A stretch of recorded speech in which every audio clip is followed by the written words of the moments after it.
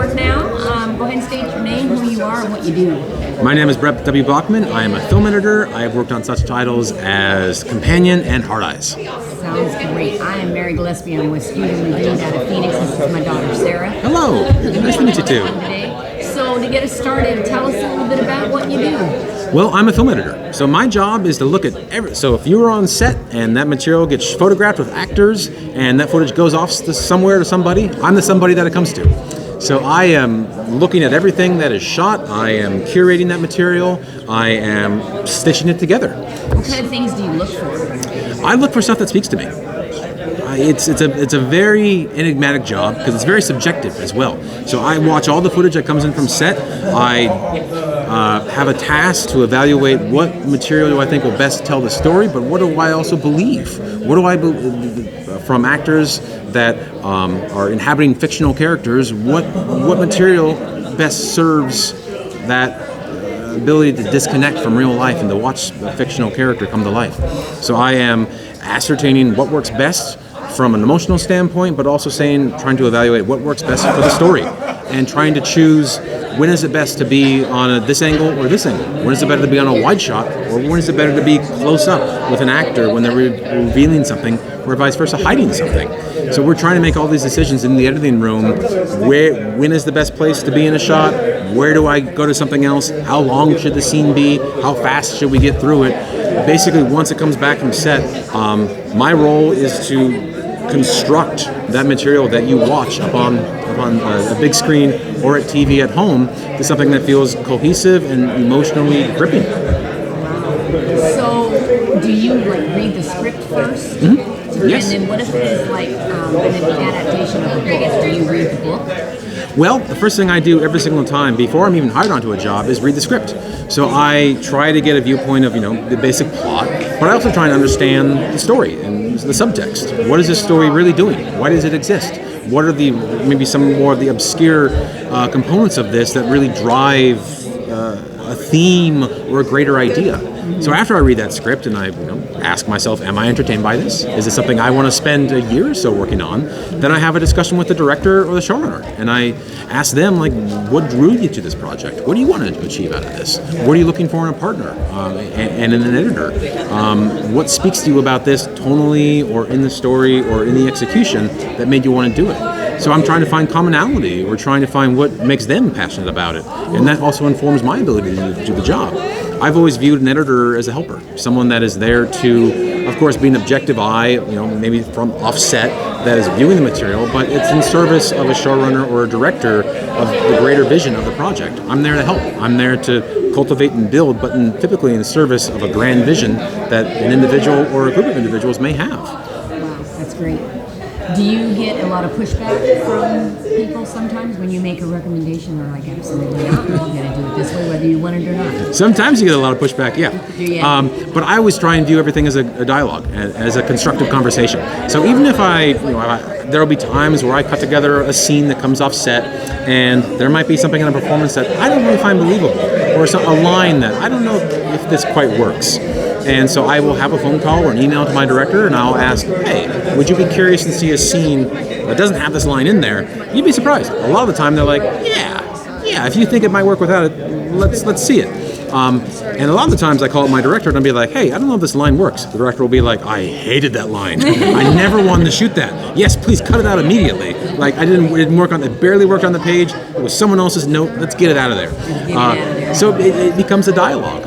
And as long as I approach, if I'm being critical, I never view it as critical. If I am looking at material thinking maybe I should omit this, or it might be better if we reordered this, it becomes I view it as a constructive dialogue. I'm going to pitch you an idea. You may not like it, but hear me out. If we omit this, the net effect might be ABC. And so I try to approach it as a constructive, helpful attitude. Maybe you'll get this result if you omitted this or change this. And if I get pushback on that, ultimately it's not my call. This is the call of a director or a call of a showrunner. You're there doing the recommendation. That's kind of what you do. I'm there to help. I'm there to put forward my interpretation of the script as well. So I sometimes show a director a cut. and they're like, this was great. Like, I'm not really going to change much of this at all. Like 80% of this works, but let's work on the 20% that maybe doesn't work as well. And I've had a great experience doing that on shows. A lot of my favorite directors I've worked with, I'll send them cuts and they're like, this is 90% there, but we're going to spend a month working on that 10% that's not. Yeah, exactly. What are some of your favorite projects you've worked on? Oh man, tons. I've had the joy of working with a lot of great directors. Recently, Companion and Hard Eyes have been phenomenal to work on. Drew Hancock, who wrote and directed Companion as his debut, wrote a very emotionally gripping script that had a great theme to it. Hard Eyes, directed by Josh Rubin. He just cultivates such a fun environment to work on, and the way he builds suspense and takes you back down and finds a way to enrich the entire experience with laughs and comedy. There's no one quite like him, in my opinion. But I've also had the joy to work on some pretty weird stuff. I worked on a movie with Nicolas Cage called Mandy a few years ago that has found a bit of a cult audience in the last few years. It's a very weird, very trippy film that I love to death. I did another film with Nick Cage called Pig a few years ago that is not in the genre space. That's a straightforward drama that has surprised a lot of people because the premise seems a little silly. It's about a truffle hunter that loses a truffle pig outside of Portland, Oregon, and he goes on a mission to track down said truffle pig. But it's a very emotionally gripping story. Wow. I think the Chicago Sun-Times called it a masterpiece. It won Rotten Tomatoes Best of the Year in terms of like best limited release of the year and best drama film of the year. It snuck up on so many people. But I have a film coming out later this year called Toxic Avenger, which is a blast to work on. It's a reimagining of a trauma film, of a cult film from Trauma from years ago about a janitor that has fallen into a vat of toxic waste and he mutates into this hideous, deformed creature that fights for justice. Oh my goodness. It's a romp. It's so over the top. It burns down theaters where it plays. Audiences so far that have seen it have gobbled it up. I can't wait for it to come out. Do you have a favorite genre? I love working in horror. I love the opportunity, the challenge of constructing something that freaks me out as well. Because when I'm working on these things, if I'm working on a comedy, I want to be entertained and I want to laugh by it. Working in the horror, doing something that creeps myself out, I find very challenging, but I relish the opportunity to do that. I love working in science fiction. I love the themes of something like Companion that makes you all the subtext of technological advancements, how you're confronted with everyday characters. At the end of the day, I just love working with good people on good projects. I would work in any genre if it's with a director I admire and someone I trust. Do you have any questions there? No, I was asking. Just the horror genre in general. Like, Shoot. do you feel like it's easier to be more creative in horror because there's like so many different elements that go into horror films? I think so. I think you can be a little bit more creative in horror than in other genres because at the end of the day, your challenge is to creep out an audience. Not necessarily scare. I mean, there's different definitions of it. You can scare, you can evoke a sense of dread, tension, suspense. You have different types of horror films as well. You have ones that are littered with stings and jump scares, but you also have ones that are a bit more cerebral and kind of get under your skin. What I love about horror is that you are constructing an environment from scratch that's all been manufactured.